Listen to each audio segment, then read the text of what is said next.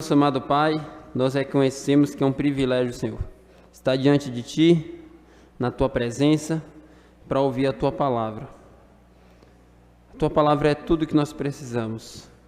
A Tua palavra traz consolo ao nosso coração, traz esperança, traz encorajamento, traz fortalecimento, nos exorta, nos confronta, nos corrige. A Tua palavra é o nosso alimento. Deus, nós queremos pedir humildemente que por meio da Tua palavra o Senhor trate conosco, com o nosso caráter, com o nosso espírito. Estamos aqui, Senhor, para ouvir a Tua voz. Queremos aprender diretamente do próprio Deus. Como diz a Tua palavra, serão todos ensinados por Deus. Então nos ajuda, Espírito Santo, neste momento, fale conosco. Que nós venhamos a compreender a Sua vontade para colocar em prática, para viver de acordo com o Teu agrado, para que toda a nossa vida seja um louvor e adoração ao Teu santo nome. Queremos, Senhor, Te agradar em todas as coisas e viver para a Tua glória. Essa é a nossa oração, em nome de Jesus. Amém. Vamos abrir a palavra do Senhor no livro de Filipenses, capítulo 1. Filipenses, capítulo 1. Vamos ler do versículo 27 ao 30.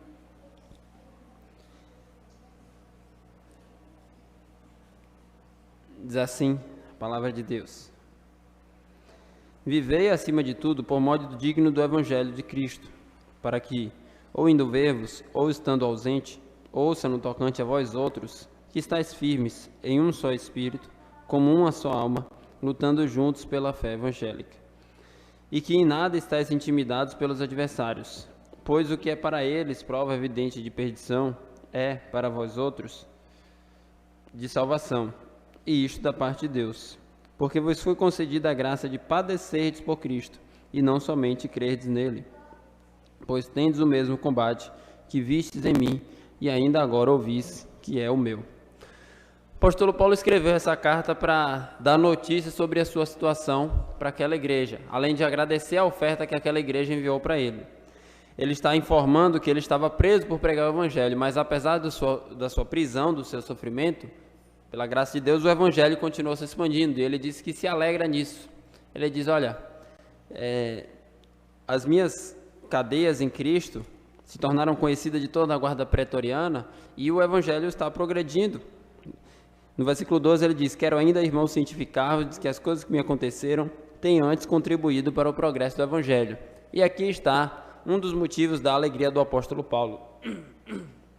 Então ele está compartilhando essa felicidade com os irmãos e também está motivando os irmãos a encararem a luta pelo Evangelho, o sofrimento pelo Evangelho, como sendo algo bom. Porque ele não está abatido, numa prisão, desanimado, depressivo. Ele está feliz. Por quê? Apesar da sua situação, o Evangelho está se expandindo. E ele diz, isso que importa. Ele inclusive fala sobre a sua expectativa de ser liberto, com o objetivo de continuar suprindo as necessidades espirituais dos irmãos, ajudando os irmãos a crescerem na fé.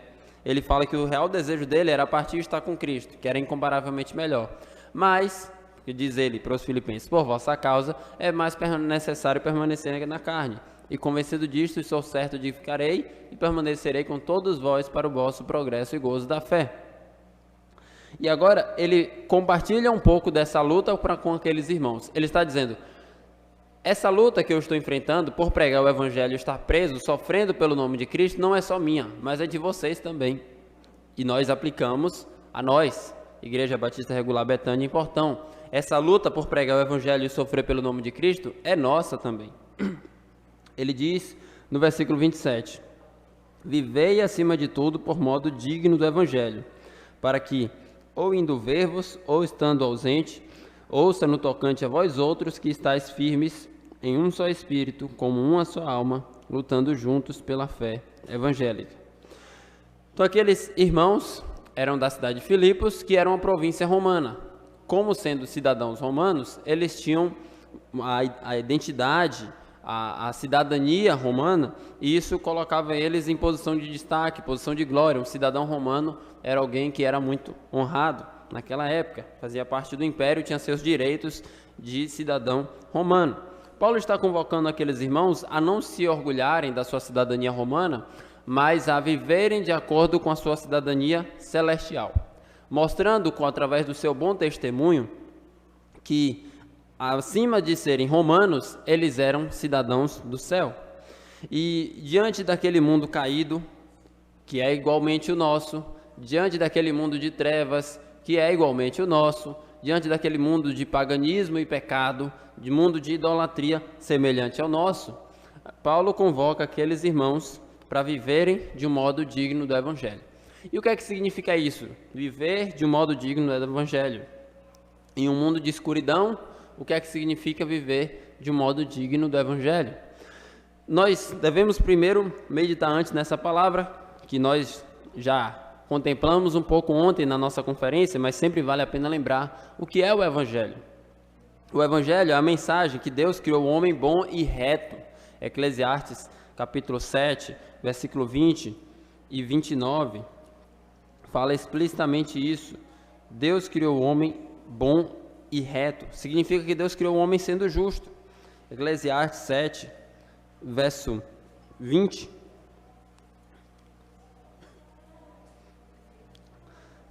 Diz assim: não há homem justo sobre a terra que faça o bem e que não peque. Paulo, em Romanos capítulo 3, cita esse texto. O texto diz: não há um homem justo sobre a terra que faça o bem e não peque. Só que no verso 29 de Eclesiastes capítulo 7, diz assim: eis que tão somente achei que Deus fez o homem reto, mas ele se meteu em muitas astúcias. Então Deus criou um homem correto. Significa que Deus criou um homem justo, santo, perfeito, de forma plena. Mas ele, como diz o texto, se meteu em muitas astúcias, se meteu em muitos problemas, ou de forma mais explícita, se meteu em muitos pecados. E devemos compreender que o pecado é uma terrível ofensa contra Deus. Diz Abacuque 1,13: Deus é tão puro de olhos que não pode contemplar o mal. O pecado é definitivamente uma ofensa infinita contra o nosso Criador, porque Ele é santo, porque Ele é digno, Ele é justo. Todo pecado é uma ofensa contra Deus. Inclusive, quando você peca contra o seu próximo, isso em última instância é uma ofensa contra Deus. Quando Davi cometeu adultério e homicídio contra Urias, ele diz no Salmo 51, pequei contra ti somente. Então ele tem esse senso de arrependimento, porque ele ofendeu o nome de Deus. Só que também a Bíblia fala que Deus amou pecadores, que, como disse o texto de Eclesiastes capítulo 7, somos todos nós. Não há um justo, não há quem faça o bem, todos nós. Então, Deus amou pecadores e Jesus veio ao mundo levar a condenação dos pecadores que creem e confiam nele. Essa é a promessa que nós encontramos em Isaías 53, um texto lindíssimo que fala do sacrifício de Jesus. Ele tomou sobre si as nossas iniquidades, o castigo que nos traz a paz estava sobre ele, e pelas suas pisaduras nós fomos sarados. Então Jesus veio ao mundo com esse propósito, levar a condenação. Ele que é justo, ele que nunca pecou, aquele que não conheceu o pecado, Deus o fez pecado por nós, para que nele fôssemos feitos justiça de Deus. E na cruz, ele levou a condenação de todos aqueles que creem e confiam no seu nome.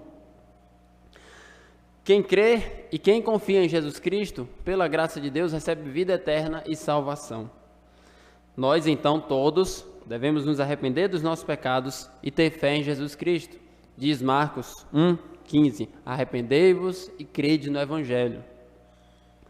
E como diz 2 Coríntios, capítulo 5, versículo 14 ao 17, Jesus entregou a vida por nós. 2 Coríntios 5, do 14 ao 17. Pois o amor de Cristo nos constrange, julgando nós isto: um morreu por todo, logo todos morreram. O raciocínio de Paulo é: se Jesus deu a vida por todos vocês, que amam Ele, todos vocês também já morreram. E Ele morreu por todos, para que os que vivem não vivam mais para si mesmos, mas para aquele que por eles morreu e ressuscitou. Assim que nós, daqui por diante, a ninguém conhecemos segundo a carne. Se antes conhecemos Cristo segundo a carne. Já agora, não conhecemos deste modo. E assim, se alguém está em Cristo, é nova criatura. As coisas antigas já passaram, e eis que se fizeram novas. Então, quem foi alvo do amor de Cristo e recebeu o seu sacrifício, também perdeu a sua vida. Deste modo, vivem, como diz o nosso texto sagrado, a Bíblia, a palavra de Deus, vocês não devem viver mais para si mesmos, mas viver para aquele que morreu por vocês. Então este é o Evangelho, de forma muito simples, breve e resumida. Ao compartilhar o Evangelho com alguém, você deve se lembrar dessas informações. Nós merecemos a justiça de Deus e Jesus levou a nossa justiça naquela cruz e nos deu a dele a sua obediência perfeita. Por isso que nós somos declarados por Deus justos, não por conta da nossa própria justiça, mas por conta da justiça que Jesus atribuiu a nós na sua cruz, quando nós cremos e confiamos nele. E qual é então o modo digno do Evangelho? Paulo está dizendo para nós, vivei acima de tudo por modo digno do Evangelho. Como é que Paulo diz para aqueles irmãos e também para nós que nós devemos viver? Qual é este modo digno do Evangelho? É um modo de viver de acordo com essa verdade, com essa mensagem, com esse Evangelho. Vamos abrir em Romanos capítulo 1, que fala um aspecto, como se vive de modo digno do Evangelho. Romanos 1, versículo 16 e 17.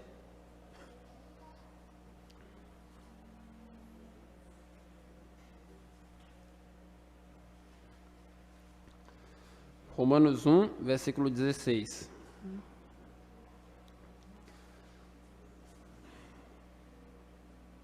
Pois não me envergonho do Evangelho, porque é o poder de Deus para a salvação de todo aquele que crê, primeiro do judeu e também do grego. Essa frase, não me envergonho do Evangelho, tem uma profundidade muito grande. Não é como no nosso contexto hoje, que não se envergonhar do Evangelho é você simplesmente sair com a Bíblia debaixo do braço e dizer, eu sou cristão.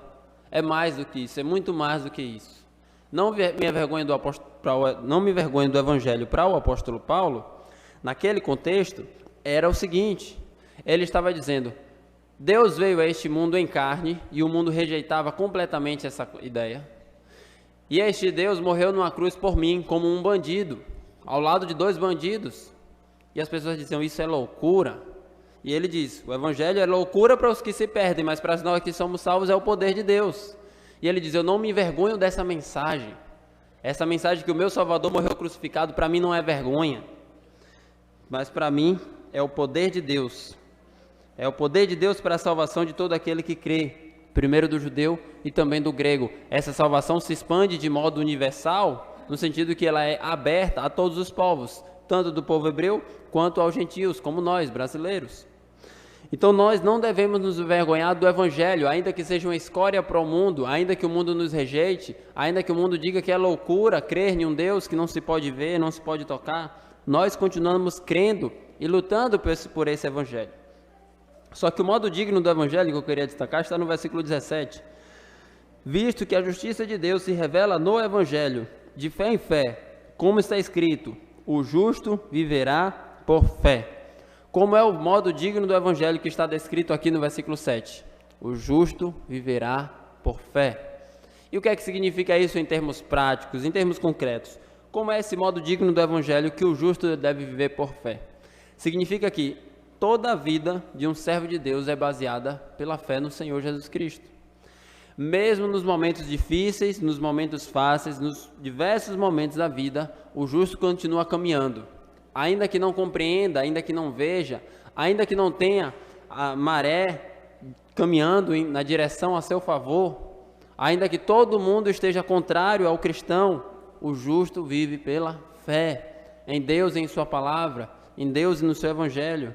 Então nós devemos viver de modo digno do Evangelho, vivendo pela fé em todas as circunstâncias, independente da ocasião. Inclusive, a nossa conversão se dá pela fé também. Quando você abandona a sua vida direcionada pelos seus sentidos, pela sua razão, pelas coisas que você percebe, e passa a viver então confiando no Senhor Jesus Cristo. Toda conversão tem esse aspecto de fé.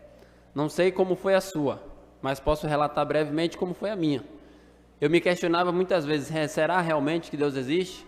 Eu comecei a crer em um Deus que eu não posso ver, será que Ele está me ouvindo? Será que isso não é uma mera invenção? E eu comecei a mergulhar nisso quando eu depositei fé. E a fé é: eu não o ouço, eu não o vejo, mas eu acredito. Independente dos meus sentidos, o justo vive pela fé. Este é o modo digno do Evangelho. E isso é muito compatível com o texto que nós estamos estudando em Filipenses, porque Paulo está falando do sofrimento para aqueles irmãos. E as pessoas esperavam que quem serve a Deus seria feliz, abundante, próspero, assim como muitos nos dias de hoje também esperam isso. E a palavra de Deus diz: independente das coisas que você está vendo ou até mesmo sentindo, você vai viver de modo digno pelo Evangelho, pela fé. Não pelas coisas que você está percebendo, mas crendo no que o Senhor Jesus Cristo continua reinando e governando todo o universo e também é o Rei da sua e da minha vida. É assim que nós devemos viver. Um outro aspecto que nós vemos, o modo digno do Evangelho, está em 1 Pedro, capítulo 1, versículo 16. Primeira Epístola de Pedro, capítulo 1, versículo 16.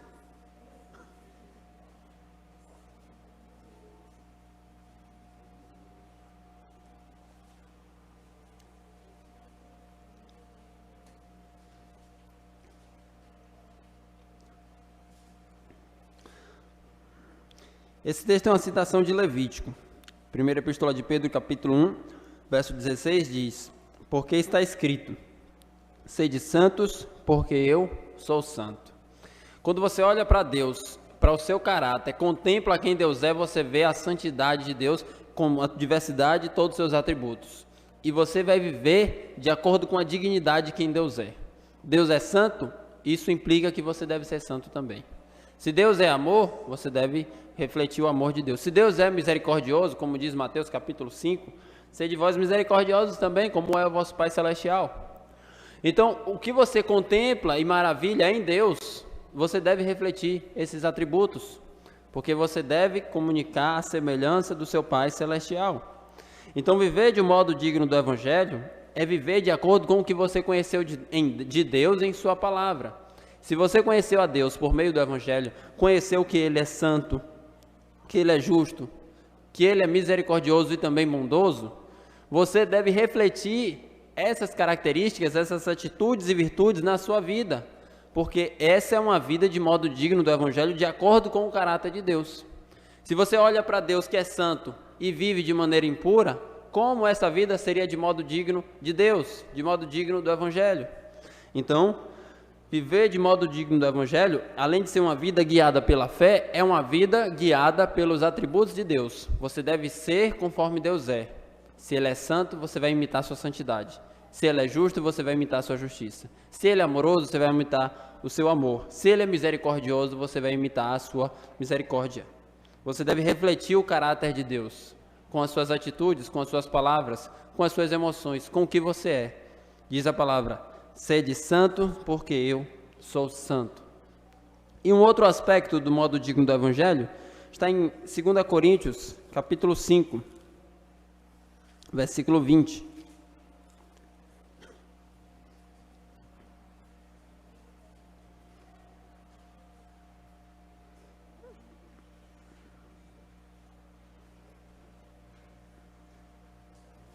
Segunda Coríntios, capítulo 5, versículo 20. De sorte que somos embaixadores em nome de Cristo, como se Deus exortasse por nosso intermédio, em nome de Cristo, pois vos rogamos que vos reconcilieis com Deus. Outro aspecto de viver de modo digno do Evangelho é que nós somos embaixadores de Cristo. Nós somos embaixadores de Deus. Significa que você é um mensageiro, você fala em nome de Deus. Se você vive de modo digno do Evangelho, você deve levar essa mensagem. Você deve viver de acordo com essa mensagem, que Deus é santo, mas você também deve levar essa mensagem para as pessoas. Essa é uma vida de modo digno do Evangelho. Uma vida que acredita tanto que o Evangelho é verdadeiro, que você se empenha a pregar essa mensagem, porque você sabe que as pessoas não serão salvas se não for através do Evangelho. Então, sua identidade, a partir de então, passa de ser servo de Cristo e embaixador do Rei, o Senhor Jesus Cristo. Você, como alguém que vive de modo digno do Evangelho, passa a ser um mensageiro de Deus e a sua vida é pregar essa mensagem do Evangelho. E nós voltamos então para Filipenses capítulo 1, versículo 27.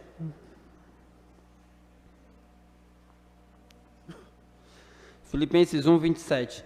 Vivei acima de tudo por modo digno do Evangelho, para que, ou indo ver-vos, ou estando ausente, ouça no tocante a vós outros, que estáis firmes em um só espírito, como uma só alma, lutando juntos pela fé evangélica.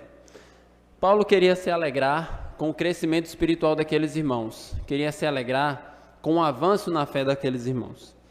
Independente, ele diz, se eu vou ver vocês ou se eu vou ouvir à distância, eu quero ver vocês crescendo na fé. Esse é o meu desejo. Ele disse isso agora há pouco, nos versículos anteriores, quando ele diz, eu prefiro estar na carne para ver o vosso progresso e gozo da fé. E agora ele está falando disso de forma um pouco mais prática. Com progresso e gozo da fé, o que é que ele quer dizer? Além do que ele já disse, que vosso amor aumente mais e mais em pleno conhecimento e toda percepção para provardes as coisas excelentes e serdes sinceros e inculpáveis para o dia de Cristo Jesus. Agora ele diz que vocês permaneçam unidos, lutando juntos pela fé evangélica. E nós devemos imitar este exemplo que o apóstolo Paulo coloca para aquela igreja e também para nós, de estar unidos. Aquela igreja tinha diversas virtudes, diversas qualidades, mas infelizmente tinha um problema a ser superado. Muitas vezes, irmãos, a gente pensa nas igrejas da Bíblia como sempre sendo igrejas perfeitas. A gente fala assim, a igreja da Bíblia. Sim, as igrejas da Bíblia tinham problemas. E isso é revelador para nós que toda igreja tem seus problemas. Não existe igreja perfeita. Quando alguém diz, vou sair dessa igreja porque ela tem problema. Você não tem problema? Não, todo mundo aqui tem. E, inclusive, a igreja de Filipos tinha. É uma das igrejas mais elogiadas em toda a Bíblia. Mas tinha seus problemas. E o exemplo que nós vimos aqui, Filipenses capítulo 4, tinha problema de inimizade, contenda e partidarismo, um pouco semelhante à igreja de Corinto. Filipenses capítulo 4 mostra duas irmãs que criavam algum tipo de divisão e partidarismo na igreja. Filipenses 4, verso 2. Apesar desses nomes serem esquecidos, são importantes nessa epístola. Versículo 2. Rogo a Evódia e rogo a Sintique que pensem concordemente no Senhor. Paulo está dizendo, olha, eu peço a essas duas irmãs, pelo amor de Deus, pelas misericórdias do Senhor, que vocês vivam em unidade. Pensar concordemente no Senhor é que vocês tenham essa união de alma. E aqui ele já começa a introduzir esse assunto, que ele vai falar mais detalhadamente no capítulo 2.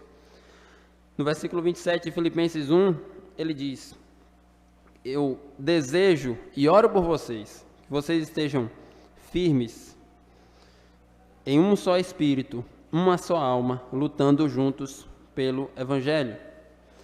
E é interessante perceber que a nossa união, a nossa unidade está no Evangelho. Nós temos muitas diferenças, aquelas irmãs Evódia e Sintique que tinham muitas diferenças, aquela igreja, dentro daquela igreja, tinha muitas pessoas diferentes, assim como nós. Nós somos diferentes realmente, mas nós temos unidade, e a nossa unidade é na fé no Evangelho. É isso que nos une, é isso que nos faz um. O Senhor Jesus falou isso. Então, nós somos um por conta da nossa fé no Evangelho, e nós devemos lutar. A expressão aqui é lutando juntos pela fé evangélica. Nós estamos em um combate, nós estamos em uma guerra. E muitas vezes a gente ouve assim, eu já ouvi, mas Deus não precisa de defesa, Deus não precisa de advogado. É verdade, Deus não precisa de nada. Deus não precisa de nada e ainda assim a gente vem para a igreja adorar o nome dele. Não é porque ele precisa da nossa adoração, é porque é uma honra e um privilégio para nós participarmos desse momento adorando o nome do Senhor. Então, quando nós defendemos e lutamos pelo Evangelho, não é porque o Evangelho precisa de defesa, mas é porque nós somos chamados a isso, lutar juntos pela fé evangélica. E aqui nós temos que perceber que a igreja deve estar unida. E como eu disse, apesar das nossas diferenças, nós devemos estar sempre juntos, pelo que nos une. E o que é que nos une? A nossa fé no Evangelho. Essa mensagem que eu falei bem brevemente agora há pouco, que Jesus veio ao mundo salvar pecadores, dos quais nós somos os principais. Então nós somos unidos através dessa mensagem. E nada fora disso pode nos separar. Nós somos cristãos e o que nos comprou e nos fez irmãos foi o sangue de Jesus. Nós temos o mesmo Pai, que é o Pai de Jesus Cristo, porque nós fomos comprados com o mesmo sangue. Então, devemos estar sempre juntos, olhando com os irmãos, para os irmãos, apesar das nossas diferenças, das nossas dificuldades, dos nossos desafios, pensamentos diversos, considerando que, apesar de tudo isso, o que nos une é muito maior. É o nosso próprio Deus que nos uniu através do sangue de Jesus. E nós somos uma família indissolúvel. Se você parar para pensar, infelizmente, com dor no coração, muitos de nossos membros familiares não estarão conosco na eternidade. Mas nós, pela graça de Deus, fomos salvos, estaremos toda a eternidade juntos. Então nós devemos estar juntos, lutando pela fé evangélica, em defesa dessa mensagem que salva e transforma vidas. E essa luta se dá de diversas formas. Primeiro, como o próprio apóstolo Paulo falou, vivendo de modo digno do evangelho. Segundo, pregando esse evangelho, levando essa mensagem. Devemos levar essa mensagem juntos, pregando essa mensagem, porque essa mensagem é verdadeira. Terceiro, dentro do contexto aqui, sofrendo pelo evangelho. Você já parou para pensar que é um privilégio e uma honra sofrer como cristão pelo evangelho? Então nós lutamos juntos pela fé evangélica quando nós sofremos juntos pelo evangelho. E quarto, defendendo a fé quando ela é atacada. Ela é atacada nas escolas, nas universidades, na mídia, na política, em todos os contextos, na vizinhança, na família. Não quer dizer que a gente vai virar debatedor, ficar discutindo com todo mundo, não é isso. Mas é como diz o apóstolo Pedro, estando sempre para dar razão da vossa esperança. E ele diz que isso é santificar Cristo no coração. Ou seja, você tem que estar preparado para responder com tranquilidade o motivo da sua esperança no Evangelho e no Senhor Jesus Cristo. Então, nós devemos defender a fé. Não porque a fé precisa de defesa, como os nossos adversários e objetores e pessoas que colocam objeções dizem. Não é porque precisa, mas é porque nós somos chamados para isso. Porque é uma honra e um privilégio para nós. Nós também devemos lutar juntos pela fé evangélica, dando bom testemunho sobre quem é Jesus Cristo. Onde Deus nos colocar, nas diversas esferas, nas diversas áreas da sua vida. Onde Deus te colocou hoje, você pode lutar junto pela fé evangélica. E também proclamando e defendendo os princípios e valores cristãos numa sociedade pecaminosa e caída. Assim como os filipenses no Império Romano, nós devemos proclamar os nossos valores para esse mundo que odeia a Deus.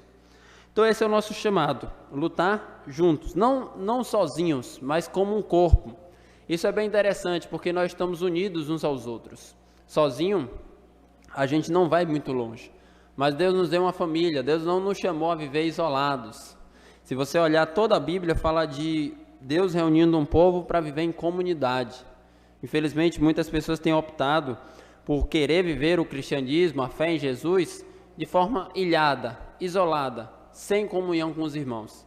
E dizem, eu não preciso ir à igreja porque eu sou igreja. Isso é falso.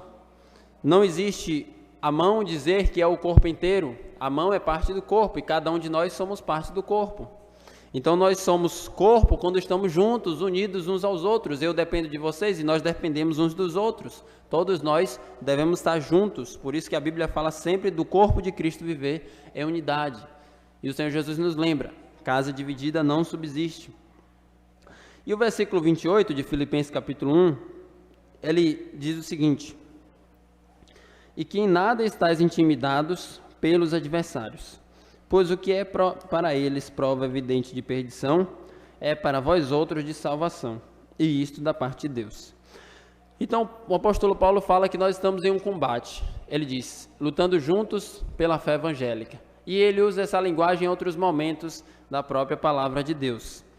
Em 2 Timóteo, capítulo 2, versículo 3 e 4, ele usa uma linguagem muito parecida.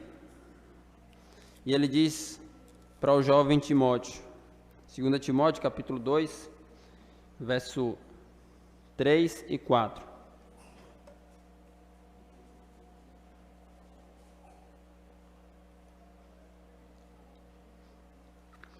Participa dos meus sofrimentos como bom soldado de Cristo Jesus. Nenhum soldado em serviço se envolve em negócios dessa vida, porque o seu objetivo é satisfazer aquele que o arregimentou. Então, Paulo diz para Timóteo: participa dos meus sofrimentos. Eu estou sofrendo, eu estou preso. Quando ele escreveu 2 Timóteo, ele também estava preso. Paulo não foi preso só uma vez, não. Ele era preso constantemente por pregar o evangelho. E, apesar disso, ele diz para Timóteo: Timóteo, participe dos meus sofrimentos. E ele usa essa expressão, como um bom soldado. E o que é que o soldado faz? Vai para a guerra. Nós estamos, meus irmãos, em um combate, em uma guerra. E é como diz a palavra de Deus, devemos lutar juntos pela fé evangélica, pela fé no evangelho. Nós somos soldados. E nós lutamos também sofrendo. E aí nós chegamos no versículo 28, que nós acabamos de ler. Enquanto o mundo entende que esse nosso sofrimento é perdição, Deus entende que é salvação. E que em nada estáis intimidados pelos adversários. Então, naquele contexto, Filipos, sendo uma província romana, cercada de ídolos romanos, o Império Romano tinha muitos deuses, era um império pagão. Existia uma forte pressão para as pessoas que não adoravam aos deuses e nem ao imperador. E quem eram essas pessoas? Os cristãos. Os cristãos diziam: nós não adoramos nenhum dos seus deuses. E o imperador, vocês vão adorar? Também não vamos adorar o imperador. E aquelas pessoas faziam pressão sobre os cristãos. Esses adversários que o apóstolo Paulo está falando são os mesmos adversários que tentavam sufocar o evangelho. As mesmas pessoas que prenderam ele diversas vezes, que queriam impedir o evangelho de se expandir. Então, eles faziam pressão sobre os cristãos para que eles parassem de adorar esse Deus invisível, para que eles adorassem os seus deuses pagãos, para que eles adorassem o próprio imperador. E Paulo diz para aqueles irmãos que vocês não estejam em nada intimidados por esses adversários. Pois o que é para eles, o que é para eles prova evidente de perdição, é para vós outros de salvação, e isso da parte de Deus. Então essa parte é bem interessante. Imagina que essas pessoas do império pagão, um império que adora vários ídolos, avalia o favor dos deuses a partir da sua condição de vida atual. Então, se você está sendo abençoado, está prosperando, está enriquecendo, está colhendo muito, essas pessoas diziam: essa pessoa é favorecida pelos deuses. Mas se essa pessoa está sofrendo, como os cristãos sofriam, ele diz: essa pessoa é amaldiçoada pelos deuses. Essa pessoa foi desprezada, está sendo reprovada pelos deuses. Ela está vivendo de uma maneira que não agrada às divindades. Inclusive, você deve pensar: os cristãos não adoravam nenhum deus do Império Romano, nem mesmo o imperador, e estavam passando por sofrimentos, perseguições. Os outros iam olhar: de fato, isso é uma prova evidente, cabal, que eles estão perdidos. Esses homens e mulheres que adoram esse Deus invisível estão morrendo. Quer mais uma prova do que isso, que eles estão errados? Eles estão caminhando rumo à perdição, eles estão em maldição dos deuses. E Paulo está dizendo, para eles, isso é uma prova evidente que vocês estão perdidos, mas para vós outros de salvação, e isso da parte de Deus. É bem interessante essa perspectiva de Paulo. Esse sofrimento de vocês, meus irmãos, que ele diz para os filipenses, é uma prova evidente que vocês estão salvos.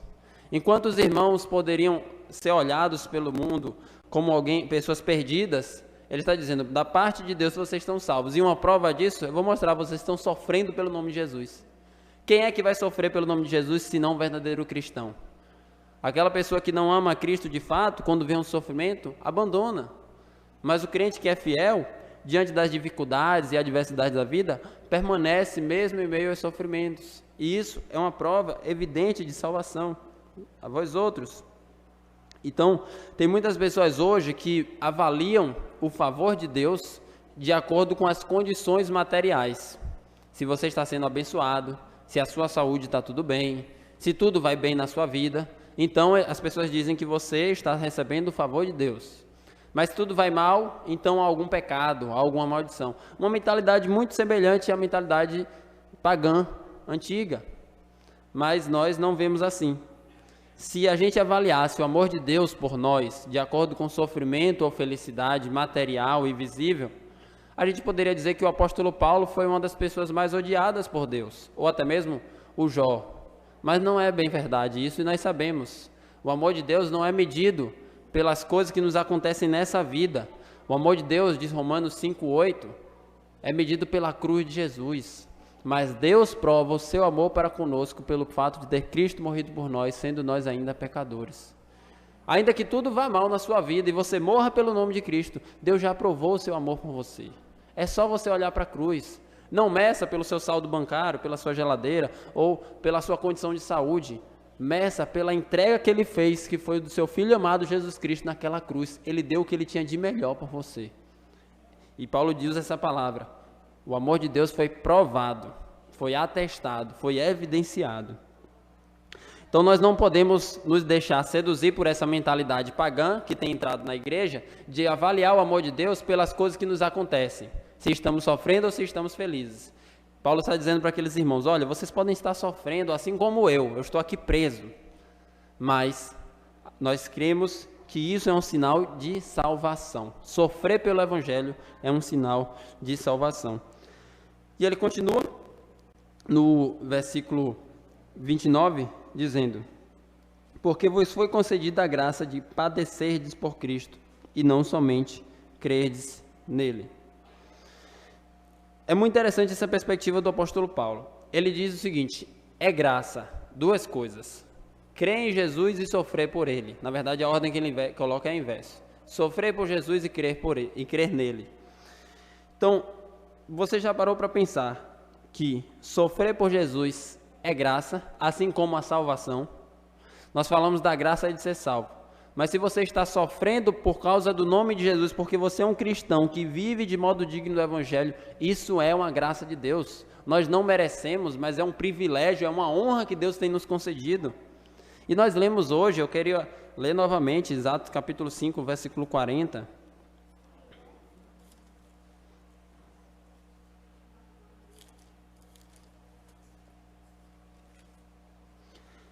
Atos 5, 40.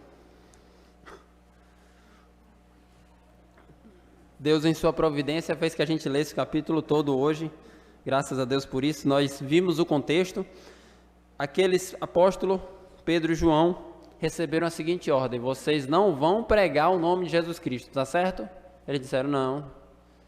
Não importa, ou melhor, antes importa obedecer a Deus do que aos homens. Se vocês nos soltarem, a gente vai pregar. Então, eles continuaram presos, foram açoitados, depois eles foram liberados. Versículo 40 de Atos capítulo 5 diz: chamando os apóstolos, açoitaram-nos e ordenando-lhes que não falassem em nome de Jesus, os soltaram. E eles se retiraram do sinédrio, regozijando-se por terem sido considerados dignos de sofrer afrontas por esse nome. Você já imaginou você sofrer muitos açoites e você sair feliz? Que privilégio, viu? Eu sofri pelo nome de Jesus, eu tomei açoitadas nas costas pelo nome de Jesus. Isso é uma honra. E eles saíram regozijados, felizes, não saíram abatidos. E então, será que eles cumpriram a ordem que eles receberam? Versículo 42. E todos os dias no templo e de casa em casa não cessavam de ensinar e pregar Jesus, o Cristo. Eles corriam risco de vida, eles poderiam ser açoitados novamente. Mas ele disse: ó, faça o que você quiser, eu vou continuar pregando. Você pode até mesmo me matar, eu vou pregar, não importa. A menos que você me tire a vida, eu vou continuar pregando. Eles acabaram de receber a ordem, mas eles continuaram pregando. Sofrer pelo nome de Jesus é isso. Ainda que tenham ordens, imperadores, todas as pessoas tentando sufocar o evangelho, a gente permanece fiel. Antes importa obedecer a Deus do que aos homens. E Colossenses capítulo 1, versículo 24, Paulo diz uma expressão bem interessante em relação a isso. Colossenses 1, 24.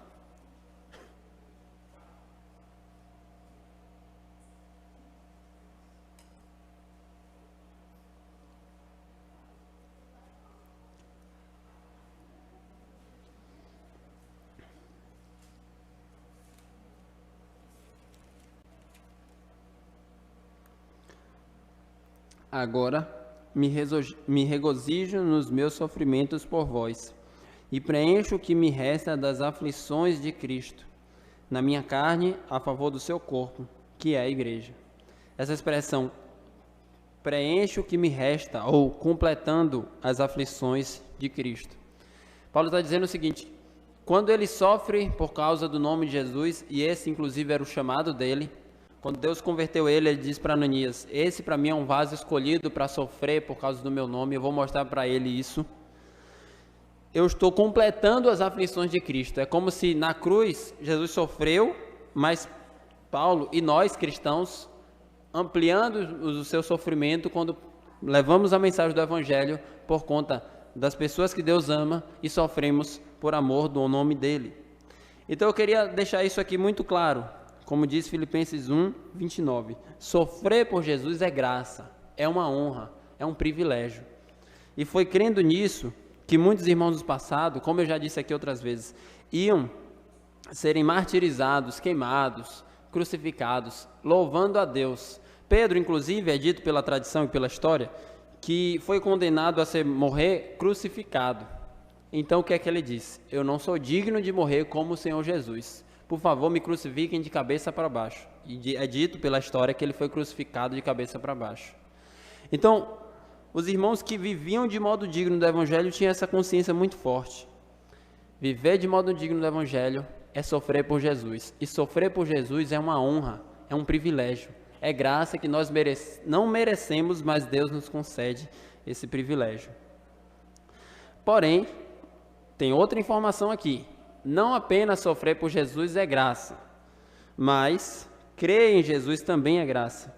Porque vos foi concedida a graça de padecerdes por Cristo e não somente crerdes nele.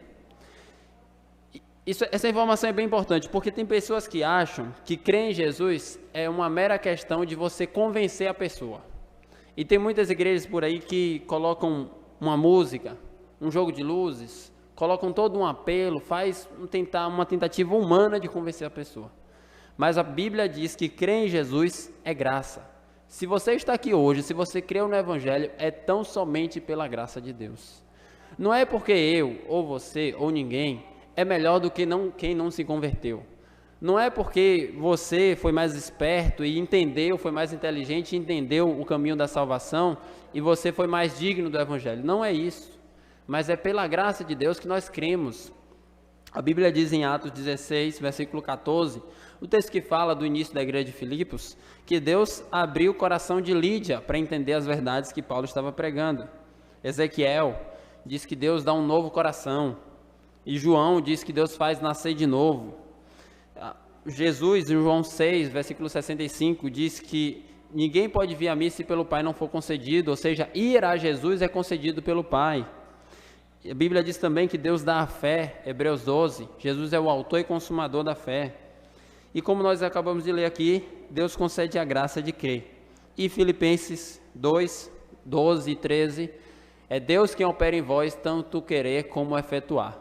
Ou seja, estamos completamente nas mãos de Deus. Uma implicação bem prática para nós. Quando nós pregamos o Evangelho, devemos simultaneamente orar e clamar ao Senhor para que Deus conceda a graça para que aquela pessoa crê. Não é mediante os nossos argumentos, não é mediante a nossa capacidade persuasiva ou o que a gente consegue comunicar. Não é porque o pregador é o melhor ou de acordo com as ilustrações que ele usa, a encenação que ele faz, nada disso. É pela graça. E por isso nós devemos clamar: Senhor, por favor, abre o coração daquela pessoa para ela compreender o Evangelho e crer. Então nós confiamos inteiramente no Senhor. Se você está aqui hoje e creu no Evangelho, se você é salvo pelo Senhor Jesus Cristo, foi graça. Todos nós. E também é graça sofrer pelo nome de Jesus. No versículo 30, o apóstolo Paulo diz: pois tendes o mesmo combate que viste em mim e ainda agora ouviste que é o meu. Este combate ele relatou do verso 12 ao verso 26. Ele falou que ele estava preso por pregar o Evangelho, mas apesar disso o Evangelho se expandiu e apesar do seu sofrimento, ele se alegra em ver o Evangelho se expandindo. Ele diz: esse sofrimento não é só meu, mas é de vocês também. E você tem esse mesmo, a palavrinha, combate. Está vendo? Lá em Timóteo, aqui no versículo 27, lutando juntos, no versículo 30, combate. Então, a fé é encarada como um combate, uma luta pela fé. Nós temos essa luta de viver juntos pela fé evangélica e combater essa luta que passa pelo sofrimento. E aí eu pergunto para vocês: vocês têm combatido pela fé? Vocês têm lutado pela fé evangélica? Vocês têm juntos esperado no Senhor Jesus Cristo, lutado pelo amor do nome de Deus, sofrendo pelo nome de Jesus? Tendo meditado nesse texto, eu queria trazer algumas aplicações bem diretas, bem simples. Uma eu já comecei a falar: crer em Cristo é graça. E eu citei alguns textos aqui. Poderíamos ler vários e vários textos. Mas crer em Jesus é graça. O arrependimento vem de Deus, a fé vem de Deus. Tudo isso vem do Senhor. Estamos plenamente nas mãos de Deus. A Bíblia chega a dizer: não depende de quem quer ou de quem corre, mas de Deus usar a sua misericórdia. Precisamos do Senhor. Portanto, se nós cremos, devemos dar a devida glória a Deus, porque Ele nos concedeu essa graça. A Bíblia usa essa expressão que eu acabei de citar em Hebreus 12. Ele é o autor e consumador da fé. A fé que você tem hoje e que você precisa continuar tendo, veio de Jesus. E essa fé, Ele quem vai consumar. Então nós estamos aqui não porque somos melhores do que qualquer pessoa. Não é porque a gente entendeu e a gente teve uma decisão de nós mesmos. Tomamos decisão sim, nós entendemos sim, tudo isso é verdade, mas é porque Deus nos concedeu essa graça. Então, a fé do início ao fim é graça de Deus, e nós estamos inteiramente nas mãos do Senhor. Nós devemos dar a devida honra, a devida glória dEle. Por isso que nós cantamos uma música: glória ao autor da minha fé, glória ao autor da minha fé. Crer em Jesus é graça.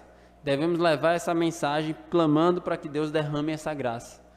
Não mediante os nossos esforços, mas mediante o poder do Espírito Santo, que convence o homem da justiça, do juízo e do pecado.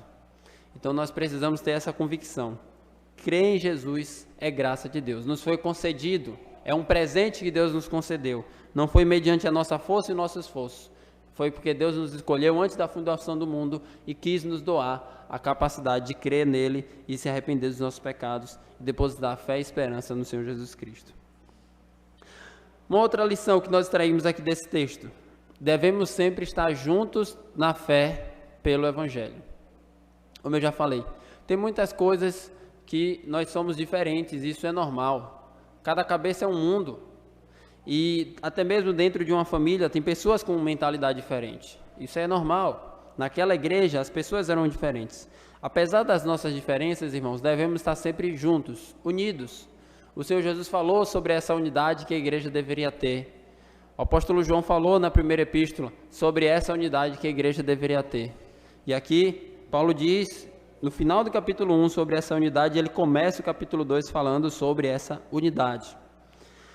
Nessa unidade, devo eu dizer que nem sempre é fácil. Muitas vezes devemos abrir mão dos nossos gostos, interesses, devemos parar de ser muito zelosos com pequenas coisas e pensar no que é comum. Muitas vezes encontramos dificuldade em estarmos juntos, unidos, porque tem muito eu, muito ego, muito de mim, mas precisamos, como diz o apóstolo Paulo no capítulo 2, nada façais por partidarismo ou vanglória, mas por humildade, considerando cada um os outros superiores a si mesmo. Então, como é que eu vou estar unido ao meu irmão? Ele diz: não tenha cada um em vista o que é propriamente seu, senão o que é do outro. Busque em primeiro lugar o interesse do seu irmão, do seu próximo. Busque, em primeiro lugar, estar unido com a família da fé, não por conta do que lhe é conveniente, mas por conta do que é em prol do reino de Deus. E a gente deve ter essa mentalidade: o reino de Deus não é meu, não é seu, é dele. Tudo é para ele, pela vontade dele e para a glória dele. Então ele é o que nos une, meus irmãos, ele é o nosso elo, ele é o que nos dá liga, ele é o que nos faz estar juntos.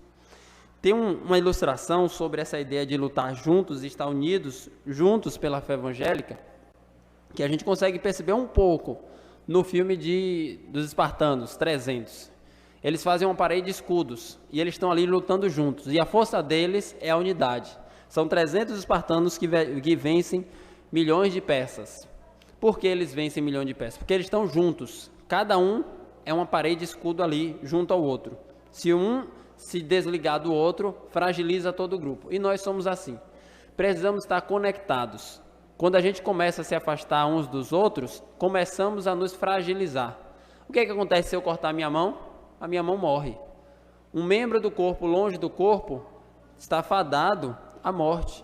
Então nós precisamos, irmãos, para ter vida espiritual, estar conectados uns aos outros e lutar juntos por essa fé no Evangelho. Essa é a nossa esperança, conhecer dia após dia o Evangelho, pregar esse Evangelho, sofrer pelo nome de Jesus. Esse é o nosso chamado, é assim que nós devemos encarar a vida. E quando nós falamos sobre isso, devemos entender que sofrer pelo nome de Jesus é um chamado e uma graça. Eu estou falando isso porque aqueles irmãos sofreram. Se você já leu Atos, você sabe que desde o início os discípulos de Jesus sofreram. Inclusive o nosso próprio Senhor sofreu pelo Evangelho. Na igreja antiga, os irmãos sofreram também. Muitos foram martirizados. Já em Atos, você tem o testemunho de Tiago e Estevão sendo mortos pelo nome de Jesus. Estevão foi inclusive apedrejado. Eu não sei o que vai acontecer quanto ao futuro. Mas, se for da vontade do Senhor, do plano de Deus, que a gente seja perseguido pelo nome de Jesus, receba isso como uma graça, como um privilégio. Não é que você vai pedir perseguição, não é isso, jamais. Mas se isso acontecer algum dia, que nós estejamos preparados para entender que nos foi concedida a graça de padecer por Jesus. E possamos então dar um bom testemunho como aqueles apóstolos, de, mesmo sendo açoitados, estar felizes por termos sido achados dignos de sofrer pelo nome de Jesus Cristo. E até mesmo permanecermos fiéis, recebendo ordens que dizem, não pregue o nome de Jesus. E a gente diz, você pode falar o que for, eu vou continuar pregando. Esse nome é o nome da minha vida, essa mensagem é a mensagem da minha existência. Eu posso perder tudo, mas eu jamais vou desobedecer ao meu Deus. E como eu disse, nós estamos apenas dando continuidade. Como na Olimpíada, que tem a cerimônia de passar a tocha olímpica. Muitos que vieram antes de nós passaram a tocha para nós. Se você já leu Hebreus capítulo 11, os heróis da fé, ali é relatado muito sofrimento que os irmãos passaram. E eles sofreram pelo nome de Deus. E nós somos chamados a isso também. Sofrer, porque o mundo rejeita o Evangelho. Não ache você que o mundo vai achar o Evangelho lindo e maravilhoso e que todos vão gostar de Deus. A gente raramente vê isso. Mas o que a gente vê na Bíblia é que todos que querem viver piedosamente padecerão sofrimento e perseguições. Então devemos encarar com essa perspectiva. Nós não sabemos o que vem pela frente, mas independente do que vier, estamos preparados pela palavra de Deus, porque cremos que sofrer por Jesus é graça. Cremos que viver por Jesus é graça. Cremos que morrer por Jesus é graça. Cremos que estamos inteiramente nas mãos dele e tudo que nós recebemos dele é graça. Jó tinha essa concepção. Deus deu, Deus tomou. Tudo que vem do Senhor é graça. E eu recebo de boa vontade. É assim que nós devemos encarar a vida, meus irmãos. É assim que o apóstolo Paulo fala para aqueles irmãos e também para nós. Quando ele fala, eu já disse isso aqui, ele não fala numa sala confortável, deitado, com ar-condicionado. Ele está preso numa masmorra, ele está preso em um ambiente frio, ele está preso com má alimentação, ele está literalmente sofrendo. E antes dessas prisões, você deve imaginar com certeza, que eles eram açoitados, que eles sofriam fisicamente. Ele já relatou um pouco do seu sofrimento na segunda epístola aos Coríntios, capítulo 11. Então ele diz, meus irmãos, sofrer por Jesus é uma graça, é uma honra, um privilégio. E ele dá esse testemunho encorajando aqueles irmãos e também nós a termos essa consciência. A nossa vida ganha essa dignidade de viver por Jesus e sofrer por Jesus, morrer por ele se necessário. Nós não vamos buscar isso, mas se for o plano de Deus para nós, glória a Deus. Se não for, glória a Deus também. Que Deus seja glorificado em todas as coisas, porque a nossa vida é um louvor e um tributo e honra para a glória do nome dele. Que Deus nos ajude, meus irmãos, nessa missão, de glorificar o nosso Deus, aquele pelo qual nós vivemos em todas as coisas. No momento de bonança, no momento de tranquilidade, no momento de adversidade, no momento de sofrimento, no momento de perseguição, no momento de morte, no momento onde vamos, se for da vontade de Deus algum dia, perder a vida por causa do nome de Jesus. Que tudo seja feito por meio dele e para ele. Que a nossa vida seja aqui um louvor, um tributo, honra e glória ao nome do Senhor Jesus Cristo. Como disse certos forasteiros, certos peregrinos, que eles trabalharam e se venderam como escravo. E pegaram esse dinheiro que eles se venderam como escravos para financiar a sua viagem para uma ilha. Só que essa ilha, o nome desses irmãos eram os morávios, eles nunca mais sairiam. Eles pegaram o navio, estavam embarcando para partir para uma ilha, se venderam como escravo, financiaram sua viagem para ir para essa ilha. Com qual objetivo? Pregar o evangelho para os escravos daquela ilha. Mas eles nunca mais voltariam. Então, questionaram se valeria a pena realmente isso. Se vender como escravo para uma ilha que eles nunca mais voltariam para pregar o evangelho para as pessoas que eles nem sabiam se iriam se converter. Então eles responderam: vale a pena, porque o Cordeiro é digno de receber, como diz Apocalipse, a honra, a glória e o louvor pelo sangue que ele derramou na cruz por nós. Então é essa a convicção. O que nos move é isso, esse é o nosso combustível. Porque nós podemos sofrer felizes, porque nós olhamos para a cruz, para aquele que sofreu por nós. E todo o nosso sofrimento é uma semelhança e identificação que nós temos por ele. Você consegue ter isso na sua mente, no seu coração? Sofrer por Jesus é graça, é honra, é privilégio, é um modo de se glorificar a Deus. Então que nós possamos dedicar toda a nossa vida para a honra e glória em nome do nosso Senhor Jesus Cristo. Amém. Vamos orar ao Senhor. Deus, te agradecemos pela tua palavra e te pedimos que o Senhor aplique elas em nosso coração. Te pedimos, Senhor, que o Senhor nos ajude a viver de modo digno do Evangelho. Viver dando bom testemunho sobre quem é Jesus, pregando essa mensagem que é incômoda para o nosso mundo. Essa mensagem que o mundo não gosta, mas é a mensagem das nossas vidas. Nos ajude, Senhor, a não estar intimidados pelos adversários do mundo, mas sempre pregar o Evangelho de Jesus Cristo, a mensagem que nos transformou e a mensagem que continuará transformando pessoas. Nós reconhecemos que se hoje nós cremos no Evangelho é por graça, totalmente graça, graça sobre graça. E se um dia for da tua vontade que a gente sofra por esse Evangelho, nós reconhecemos que isso é graça também. Ó Senhor, nós te agradecemos por tudo isso, por essa honra e privilégio que o Senhor nos concede de sermos chamados de teus servos e também sofrer pelo teu nome. Te louvamos e te bendizemos no nome de Jesus Cristo. Amém.